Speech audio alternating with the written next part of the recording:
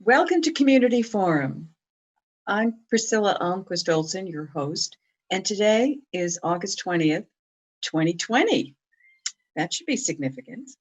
And it gives me great pleasure to welcome Kyla Bennett, who is often accompanying me in this journey of discovery. And Kyla Bennett is an environmental lawyer. She's also Dr. Bennett with a degree in biology. And welcoming today for the first time is Melissa Mazzeo. Mazzeo, am I saying that right? Yes. Okay, and Melissa is her mother owns the store in the village shops at Daly's Corner called Merry Go Rounds. Now, can you guess what that is? Of course, it's a secondhand store for children, clothes and accessories, books, so forth. So her mother is a recycler. So Melissa, you will find her in the shop most days, assisting her mother. But there's more to Melissa that meets the eye. And that is that she has her master's in environmental management from Yale. You know, we like Yale. I mean, even though Harvard is probably our first choice. But you're a smart cookie. So I have two smart cookies here today, and I welcome them both. So let's get started. Tell us a little bit about how the recycling of children's clothes fits into your mission of sustainability and environmental management, Melissa. Sure. And thank you so much for having me. I'm very excited to be here. So the apparel industry is one of the most wasteful industries in the world in terms of greenhouse gas emissions, water usage, land usage, waste creation. So one of the most important ways to reduce the environmental impact of the apparel industry is to extend the life cycle of the clothes that already exist in the world. And there's actually some statistic that I saw recently that there's actually enough clothing already in existence to clothe the next 6 generations. So even if we stopped producing new clothes today, we'd be set for a really long time. And I personally wear a lot of secondhand myself as an adult, but it's something that makes even more sense for kids because, as you probably know, kids grow very fast, meaning that they often need to change sizes multiple times within just a year. So they may only be able to wear clothing that they have for a few months before they grow out of it. So that means that the kids' clothing, still often has a lot of life left in it. It's still in perfect shape. Another piece of information is that on average, a piece of clothing can be worn 200 times before it's no longer in good condition. But again, most children only get to wear clothes like a fraction of that. So children's resale just makes a lot of sense. It's something that people don't necessarily think about when they think about environmental sustainability, but it is one of the most impactful ways we as individuals can shift our own personal environmental footprints. Okay. Well, I'm a secondhand shopper. I don't buy anything, anywhere, any apparel for in a regular store. So, in fact, you see this? Let me show you. You see this? This is Ralph Lauren's cotton, and I think I paid $2 or $3 for it, but I can't remember where. But yes, and that's amazing. 6 generations. Well, I can believe that. I mean, I'm looking in my closet actually, and I pulled out one thing. And I looked at everything else and I said, oh, maybe I can, when I lose that 40 pounds, I can fit back into some of these things. And I am trying. So if I don't lose 40 pounds by my date, I am going to take those things and recycle them. And one of the best places, of course, is our Lions thrift store. They have mostly non-clothes, but they have a lot of clothes. But they should see you, Melissa, at merry-go-rounds if it's children's clothes. Yes, absolutely. Okay. There's also a women's consignment store in Easton as well called Janet's Consignment. So that's down on Belmont Street on 123. So that's another place to check out. I've gotten a lot of things there for myself. And I too, almost all of my own clothes are secondhand. So I grew up wearing them from the store, and now, as an adult, I'm getting them as well. So your mother's been in this business for a long time. Yes. Yeah. She's owned the store for 20 years. So it's been a long time. And Now, yes. what influence did that have growing up with recycled clothes? What influence did that have on your decision to major in environmental management? Yeah, I mean, without overstating it, I think that growing up with this business has completely shaped the path of my entire life and career. So I think I was just taught by wearing secondhand clothes from the store, working at the store, just the importance of sustainable consumption. And even just, the way that I was raised, my parents they are not wasteful at all. We never throw away food. We always, reuse things. So just, it was not something I was ever beaten over the head with, but it just was how I was brought up. And once I went out into the world and realized that that's not how the world necessarily operated, and just learned more about how much waste is being generated and how negative that is for our environment and for our climate, it just kind of, I don't know when exactly I made the connection between kind of the personal sustainable consumption habits, like buying secondhand for yourself as an individual, with these larger, global issues like climate change, like environmental degradation, greenhouse gas emissions, but they're completely connected. And it's something that I've always felt really strongly about on an individual level, on a personal level. And I think the light bulb went off at some point in my 20s, and I was like, this is something I should make a career out of. I've always been a resale shopper, and always been kind of like, I joke, but like an evangelist for resale just among my friends. That's always been like the thing I've been known for. And it dawned on me that I could actually make my career out of it. You mentioned how so much of the fabrics, so many of the fabrics do not get recycled. Could you go into that just briefly? Yeah, so I think the statistic is only 15% of textiles get either resold or recycled. And so that means that the remaining 85% goes to landfills. And again, not to like throw so many statistics at you, but they're like mind-boggling. So every second, one garbage truck's worth of textiles is either sent to landfills or burned, so sent to incinerators. And just like try to wrap your head around that. Every second, that's the amount of waste that's being generated. So what's the solution to that? What should be done with these textiles? So I think there's a lot of different levels where improvements can be made. I think one, we need to be producing fewer goods. Right. We've shifted as a society towards like this fast fashion mentality, producing clothes really, really cheaply and in really poor quality, so they fall apart. And like, not even to mention the labor abuses that come about because of like, you can't make a t-shirt for $5 without treating your workers very poorly. So it's an environmental disaster, it's a labor disaster, it's a human rights disaster. So that needs to change. I think we need to produce fewer but higher quality products in the first place.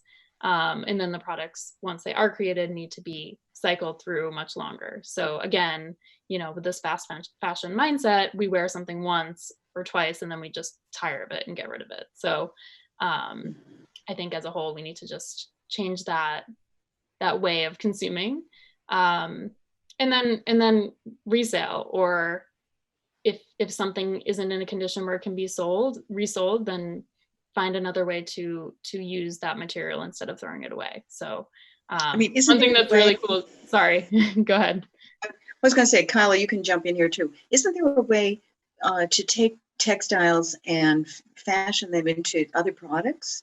That's what I was just about to say. Yeah. So one thing that's been really fun, my mom has been doing this just within our own family, but a lot of people are doing as well, is like creating masks out of clothes that you can't, that aren't able to be reworn for one reason or another, but you can create masks out of it. And then on a larger, more industrial scale, you can make mattress stuffing and all kinds of different like industrial uses for fabric that can no longer be reworn. So there are uses for it. Again, the most sustainable and environmentally impactful way of reusing and recycling products is as close to the original form as possible, because every time you the further away you get from the original form, the more impact there is. But there are a lot of potential uses before something has to get thrown away. And there are ways, Priscilla, to actually recycle fabric textiles. So some facilities will actually take the fabric and break it down, and you probably know, Melissa, better than I do how this works, but they rethread it and turn it. They try to take fabrics of the same color because dyeing is expensive and also environmentally costly. So they try to take fabrics of the same color and turn it into a new fabric. That's for natural things like cotton. But then when you've got these, like what I'm wearing here, which I shouldn't be, this polypro thing, these things can be recycled back into plastic beads and then turned back into another shirt. But as Melissa said, I agree with you 100% that the closer it is to its original form, the less energy there is, the better it is. So to be able to reuse clothing, and I know that when my daughter was little, I took her cousin's clothes, and Priscilla, you'll appreciate this. It was Hannah Anderson. Such well-made stuff. It's a Swedish company, right? Isn't it? Such Right. well-made stuff. And I couldn't afford them when I had a young daughter, but my sister-in-law bought them for her daughter, and my daughter was younger and smaller, and they were passed down, and they lasted beyond that. I then passed them on to my other niece, who was even younger, and then sometimes they went to a friend of the family. So they went through at least 4 families before they were finally disposed of. So Well, it's interesting you should say that, Kyla, because I'm Swedish American, but it's not just the Volvo car that's made to last and to be safe, to be an outstanding product. It's also Hannah Anderson's clothes and other clothing manufacturers in Sweden. People in Sweden have very high standards, and they want quality, and just the way it is. Yeah, So, that brand, Hannah Anderson, is one of our best reselling brands because it maintains the quality. As you were saying, there are some brands that are very hard to resell because they're poorly made at the beginning, and it's that fast fashion approach that there's no resale value. But Hannah Anderson is one of those that's like, we get so happy when we get it in the store because it's still in excellent shape. So that's going back to what I was saying, you need to design from the beginning more durable and more sustainable materials. And this isn't just about clothing, you could say that about anything. But I think just to close the recycling conversation, yes, there are ways to recycle fabrics kind of at the end of life. It gets complicated when it is, non-natural materials, synthetic materials, or blends. It's really hard to separate out, if it's a cotton polyester blend, it's quite difficult to actually recycle that. But I think the more important point is like, I think everybody just would love for there to be an easy solution and an easy answer to like, oh, I can just recycle my clothes when I'm done with them and feel great about that. One, it's pretty complex to recycle clothing, and 2, it takes a lot of energy, and 3, most importantly, unless we change kind of the bigger mindset in this like consumerist culture and in consumerist economy, recycling is not going to be enough. So I don't want to overemphasize, recycling is the solution. I really think it's a deeper issue from all other levels of it. I have a question about the stuff that's exported, because about 700,000 tons of clothing from the US is exported every year, usually to African countries. Mm-hmm. And I know there was a big to-do about this a couple of years ago where, it's problematic on several fronts. Can you talk about that at all? I can. I'm so happy you brought that up. So I spent 3 years working in Africa in international development before, in different countries in Africa, before I went to grad school. And that's part of what sparked my like return to this industry, was seeing all of these markets where American and European clothing was sold. And I got some really great deals on awesome products, but that's another story. But I also did a project for one of my classes in the environmental management program about Rwanda's ban on imported secondhand clothing. So I have a lot to say about this. I think so. So I actually think that it's not as cut and dry as we're led to believe. So, and I don't want to like, I'm trying to like keep it short because it was a whole semester's long project. But basically, one of the problems is that people in the US and in Europe who donate clothes don't realize that it eventually does get, it goes back into a commercial market. So it gets sold. So people in the US think, oh, I'm donating these clothes, these people in Africa need clothes, I'm doing something good. Again, just throwing it in those bins, giving it to Goodwill, whatever. But it does actually get packaged up and sold through a number of different channels, eventually reaches these markets where individual resellers make a livelihood by selling these clothes, right? So I think the misconception that you're donating it and it's getting given to people for free, we get unhappy when we hear that, but it actually is contributing to people's livelihoods. So that, I don't see that as a very bad thing. I think the only bad part about it is that that information is not made clear enough to the initial donors, who's us putting our clothes in these bins. So I think the other piece of, contrarian thought that I have about this is, it's often framed as the US and Europe are kind of dumping our cast-offs on Africa.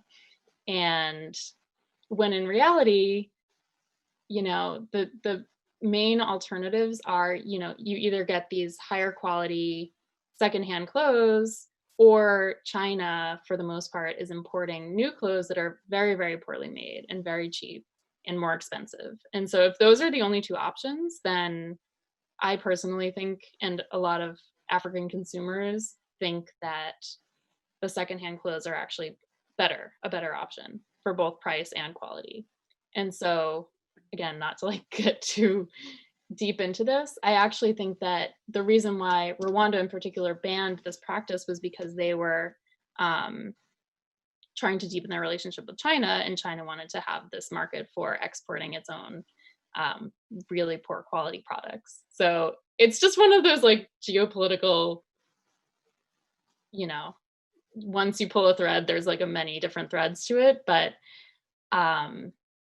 yes, I think kind of the bigger points about, we have so much stuff, it's like obscene how much of it we need to like get rid of. That holds true, but I do think that there's more to the story than we're often told.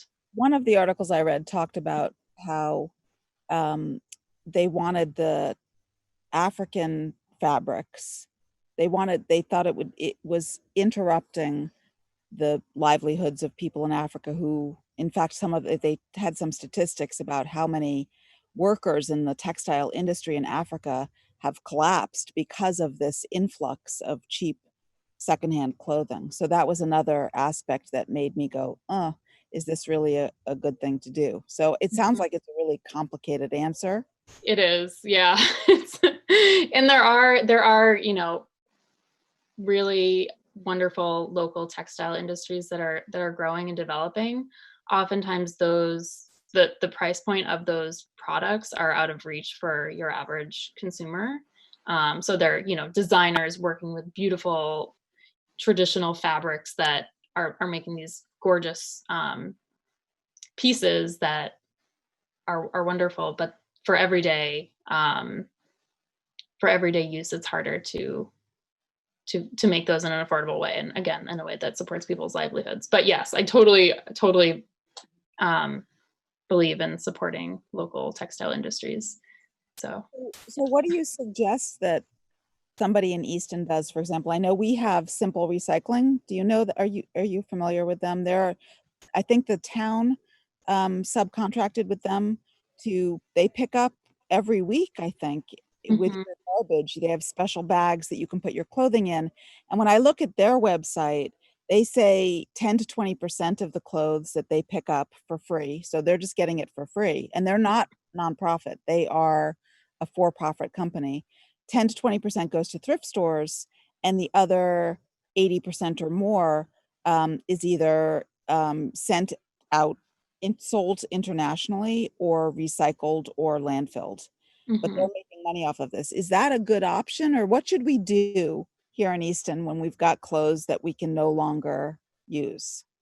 Yes, that's like the $1,000,000 question. I think again, the point that we were discussing earlier about, the closer, the smaller the loop, the better off. So if there are people, first of all, if it's in excellent condition and it's kids clothes, bring it to us. If it's adults clothes, bring it to adult consignment stores. If it's something that isn't in good enough condition to be resold, then see if there's people that you want to do a clothing swap with or something like that.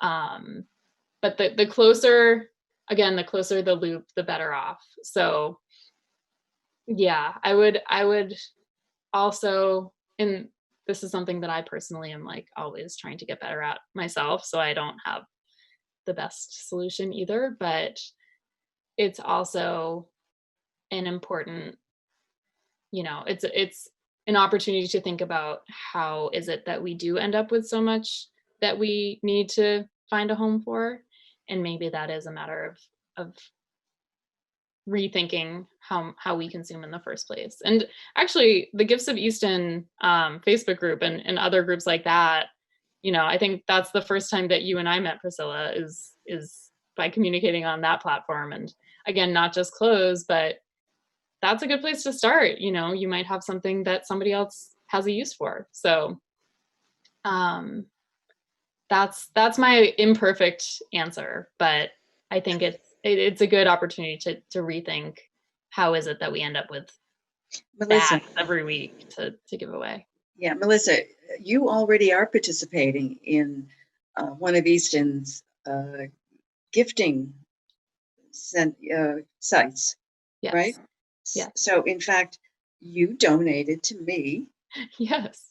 this two wonderful African, uh, beautiful African products. One is a bag that's made up of all these different, like a quilted bag with different patches of different African patterns. And my best friend is African American, and she lives in San Diego. And that was the pitch that I gave Melissa, so she gave it to me. But it's really true, and she's so thrilled. She says, you've got to take a photo of this, send it to me. And the other irony is she's a quilter.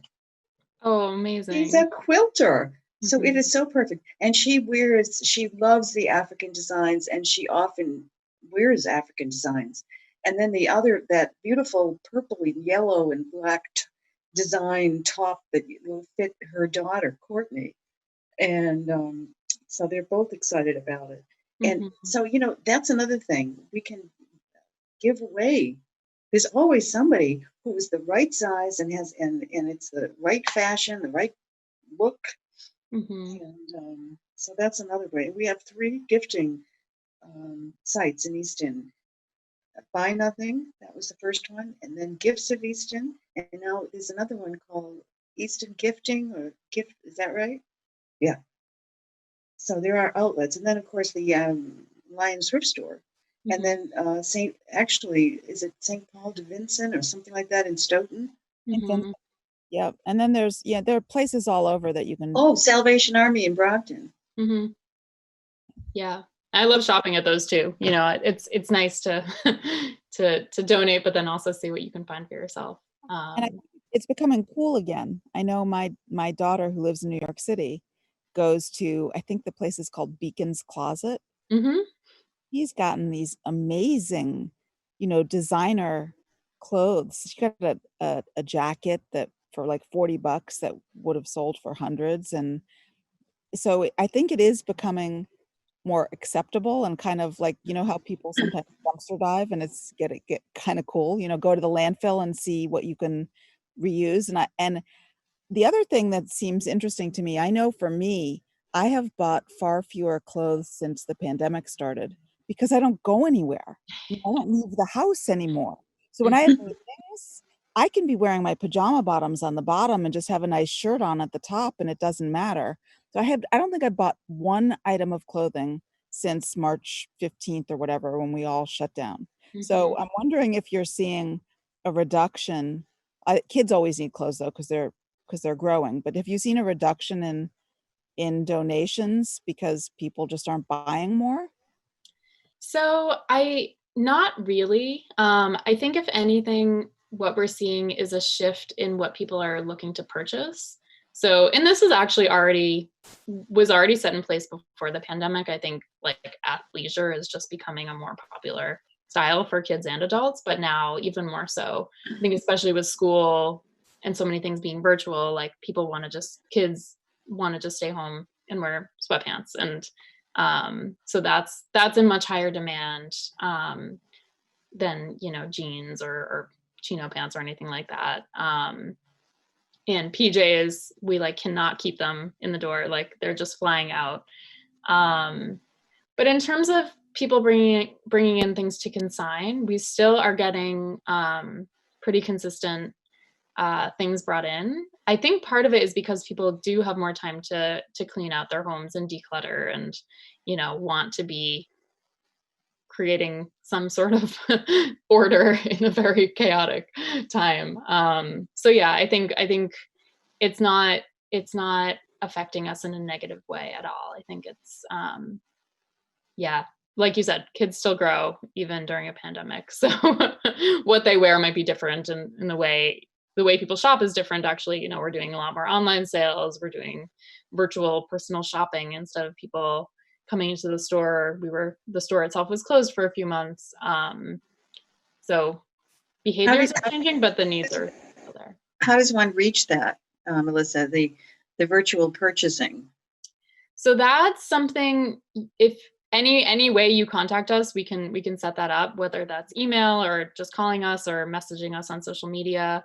I'm happy to share the actual ways to get to those if you want. But yeah, it actually started totally organically, I guess. So friends of mine that have kids would just text me and be like, I know the store's not open, but like I need clothes. Is there any way I can get clothes? And then we would FaceTime and I'd be like, this is what we have, you know, here's something that I think you might like. And then that really caught on and we realized that yes, the store is closed, but people still need to shop. So we formalized it a little bit. It's still pretty informal, but yeah, it's often just like a FaceTime call and people will tell us ahead of time what they need. We'll pull out things that would fit their needs, and it's worked really well. So yeah. Melissa, what you said about changing our habits, our consumerism, I mean, that really is the problem. Mhm. It's the consumers. It's really the root of everything, right? The destruction of wildlife habitat and climate change and everything. Mhm. How do you think we get people to understand that what they buy makes a big difference? I know for me, when I do have to buy new clothes, I'm always looking at the labels. First of all, I'm trying to buy all natural fabrics rather than stuff that's going to put microfibers everywhere in our food in the Arctic. And secondly, I try to buy clothes from either the US or Europe or, you know, not China. But it's really hard. It's Mhm. really hard to find those clothes. And how do you get people to go to the trouble to do that and to make them understand that our constant buying is part of our problem here? Oh, I wish I wish I knew the answer to that question. I think so. So I guess the way I'll answer it is the way that I came to it in my own life. And like I said, you know, this is something that I literally grew up with, having my mom own the store. But even still, I totally got sucked into the consumerist culture. I have like very, very vivid memories of being in junior high school and going to Abercrombie and like feeling a sense of like absolute despair that I couldn't have it. And like, it just felt like, you know, because that's how it works. Like consumerism is based on making people think that they're inadequate unless they have more and more things that are, you know, unnecessary and overpriced and poorly made. But that affected me psychologically. You know, it gave me this feeling of inadequacy, and it was like, even if I was like somehow, which I wasn't, even if I was somehow able to purchase every single thing that came out that season, then a couple of months later, it's a new season and you start over. And it's just like, it's just, the system is designed so you never reach like achievement, right? We're being and- played. Sorry, yes, in so many words, yes. And so I think that causes very strong feelings of personal inadequacy and unhappiness, and I think I somehow recognized that and somehow made the connection that like, well, maybe if I just let go and just accept the fact that I'm never going to own all of Abercrombie's like merchandise, then maybe I'll be happier. And I don't know when like that actual connection was made, and I was able to, I think it was well into college, and it stopped being Abercrombie and started being some other brand, but like it took me a while to let go of the hold that consumer culture had on me. But it leads to your own personal happiness. So even if you don't care at all about the environment, it's like releasing yourself from the grasp of consumerism can make you a happier person. You should really write an article for 17 or one of those, those magazines for young girls who, because I thought what you said was fabulous. I mean, no, seriously. But I mean, because you can find good fashions, you can find really cool stuff out there in the secondhand stores. Mm-hmm. If you wrote an article that had some outfits that you got from thrift stores and talked about your experience, I think they would publish it, and maybe it would resonate with some of those young kids, especially the ones who can't afford it. Mm-hmm. The new clothes. That's I'd love that. That would be a great idea. If you know someone at 17, let me know. But I think that's like an important additional point to make is I personally still really love fashion, and I love shopping, and I love, I see fashion as an art form. And it would be sad for me to just like limit myself to only having a capsule wardrobe and like only wearing the bare minimum. I still enjoy, expressing myself through fashion and the enjoyment of shopping and finding cool things. And if anything, secondhand opens up so many more doors for that because it's cheaper and what you find is so much more unique and it's much easier to get higher quality things. So if you, for all of those reasons, I think it's a better option, like you said. So, yeah. Melissa, I'm going to jump in here. One of the reasons that Kyla is suggesting that you write an article is because she wrote an entire book appealing to teenagers. And when she says, Meg 17, I mean, that's what she's talking about, because you got to get those kids when they're young. Mm-hmm. You can't be convincing older people. You got to get them as you were. You grew up with this, and look at you now. So she wrote a book. What was the name of your book? My book is called No Worse Sin. I would love to read that. I would love to get my hands on a copy of that. It's in the Ames Library. Okay, even better. I'll get a pre-loved copy and then give it back. I got to tell you, Kyla, it's amazing. I mean, you've got both a right brain and a left brain, because that book is written like as good as any author I've read. Oh, thank you. Absolutely. I used to teach creative writing in my former life before I became a lawyer. And I can tell you that it's the juxtaposition of dialogue and action that must be continuously created in every paragraph. in order to keep the attention of especially middle school kids. And this book, Melissa, is about two young, what are the teenagers, right? What are they, 13, 14? Oh, they're 17. Okay, they're 17. Perfect. And it's a love story. What better connection with 17-year-olds, but a love story where they become involved in the cause of saving the planet from the climate crisis. And so Kyla, it's wonderful. I mean, you took your cause and you put it into a form that normally wouldn't be what you do. I mean, after all, you're the environmental lawyer for the public employees for environmental responsibility. But in some ways, that is your responsibility. I mean, you fulfilled your responsibility to 17-year-olds in that book. Thank So, you. Oh, that's very kind. But I, like Melissa, I agree that what you experience in your youth. I mean, I grew up the same way you did, Melissa, where my mother took me to thrift stores to buy clothes, and I loved it. Of course, back when I'm so old that back when I grew up, there wasn't the same pressures on kids to wear the right fashion. You know, everyone had Levi's. That was the big thing. But I feel very strongly that if you raise children a certain way to teach them to respect the earth and to be concerned about what they're eating and what they're buying and all of how they behave towards the earth and other people and other living things, then they're going to be more conscious adults, and it'll be better for the earth as a whole place. And I think that what you're saying about the clothing is so very important, especially these days when there's so much pressure, particularly on young girls, to look a certain way, to act a certain way, to dress a certain way. And so many, don't wear this, do wear that, where boys don't have the same, maybe with the sneakers and stuff, but they don't have the same pressures that the girls do. So I really think you should take this on the road.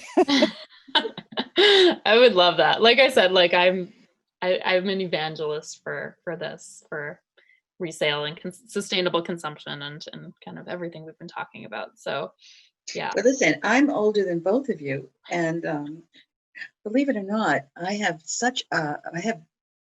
containers of vintage clothes. I have some of my mother's from the 30s and 40s, and then some of mine from the 60s and 50s, 60s, 70s, Mm-hmm. And so I made a huge list of all the vintage stores in the greater Boston area. But then, of course, COVID came and dashed my efforts. But I'm going to pick that up as soon as we get that vaccine. Yeah. They Well, also- like what we were saying about personal shopping, I'll dig through some of those for myself. Okay. Here's the other thought I had. Excuse me, Kyle. I was just going to say before I forget it, because that's possible.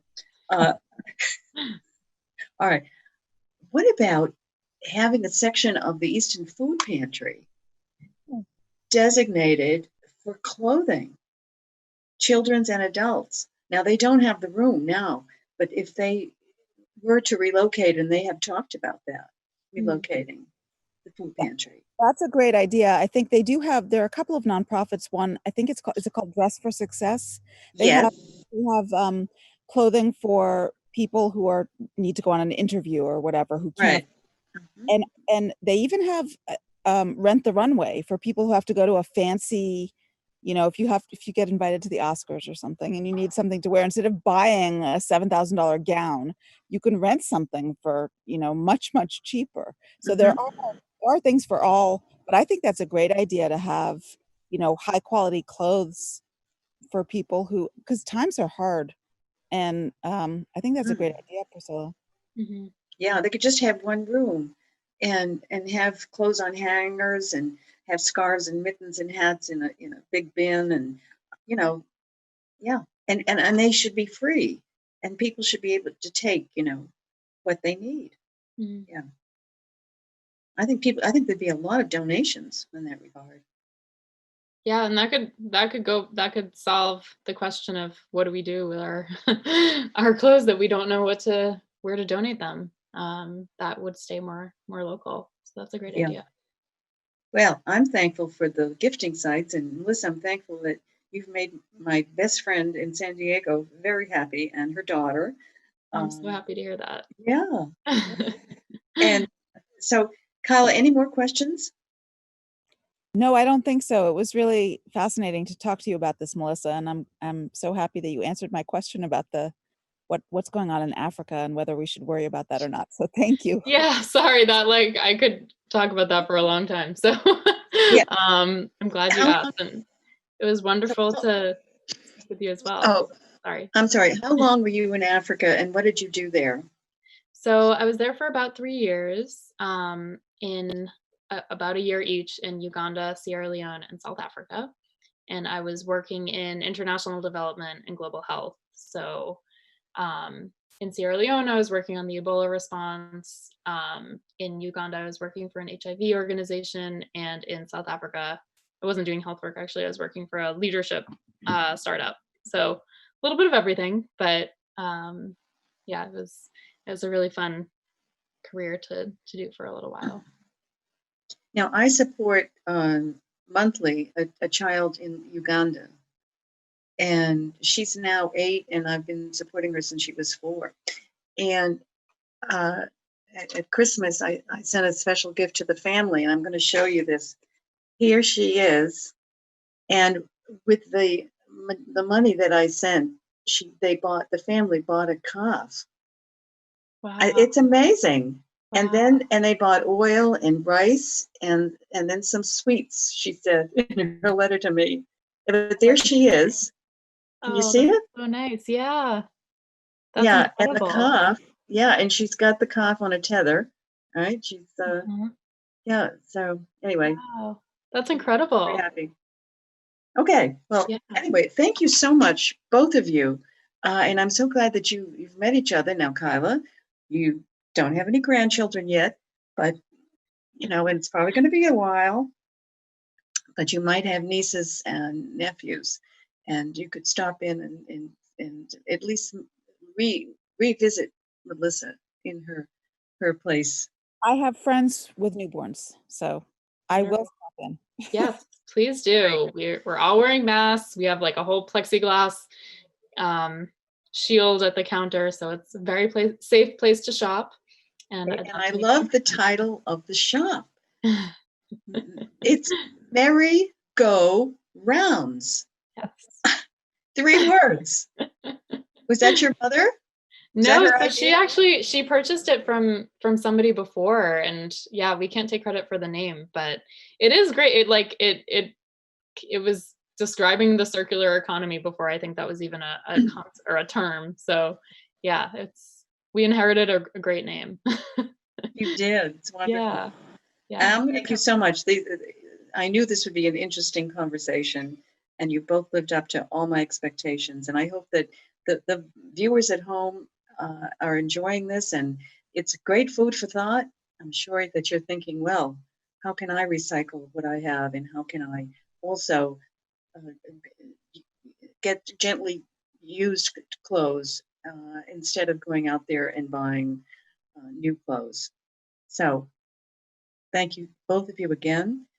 And to the viewing audience, I hope you enjoyed the program. Until next time, stay well and stay safe. Thank you, Priscilla. Thank you both so Thank much. you. Bye-bye. Bye.